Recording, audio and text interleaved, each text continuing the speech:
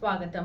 టీబీని అంతం చేసే క్రమంలో సమిష్టి కృషి, పట్టుదల ఎంతో అవసరమని ప్రభుత్వ ప్రాంతీయ ఆసుపత్రి సూపరింటెండెంట్ డాక్టర్ చంద్రశేఖర్ అన్నారు. మంగళవారం ప్రపంచ టీబీ నియంత్రణ దినోత్సవాన్ని పురస్కరించుకుని అవగాహన మరియు ర్యాలీ కార్యక్రమాలు నిర్వహించారు. ఈ సందర్భంగా పీలేరు ప్రాంతీయ టీబీ యూనిట్ వైద్యాధికారులు డాక్టర్ చంద్రశేఖర్ నాయక్ మాట్లాడుతూ టీబీ దాని విస్తృతి గురించి తెలిపారు. నేటి నుండి 100 రోజులు టీబీ ముక్త భారత్ అభియాన్ ప్రారంభించడానికి గల ప్రధాన ఉద్దేశాల గురించి వివరిస్తూ ముఖ్యంగా బలహీన వర్గాల ప్రాంతాల్లో అధిక ప్రమాదం గల సమూహాలను మరియు ఆరోగ్య సేవలకు దూరంగా ఉన్న ప్రజలను ఆయుష్మాన్ ఆరోగ్య శిబిరాల్లో విస్తృతంగా పరీక్షించడం, రోగ నిర్ధారణ గావించి ప్రాథమిక దశలోనే చికిత్సలతో నిర్మూలన గావించి ఫలితంగా టీబీ రహిత సమాజం దిశగా అడుగులు వేద్దామని పిలుపునిచ్చారు.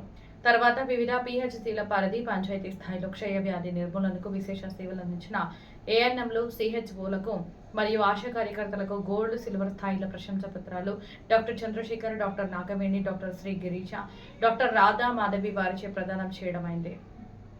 తర్వాత అవగాహన ర్యాలీ, ప్రతిజ్ఞ నిర్వహించడమైంది. ఈ కార్యక్రమంలో టీబీ యూనిట్ పర్యవేక్షణ అధికారులు మోహన్, పవన్, పిహెచ్సి తలుపుల రేగల్లు, పర్యవేక్షకులు, ఏఎన్ఎంలు, సిహెచ్ఓలు, ఆశా కార్యకర్తలు, కోర్ కమిటీ సభ్యులు పాల్గొన్నారు.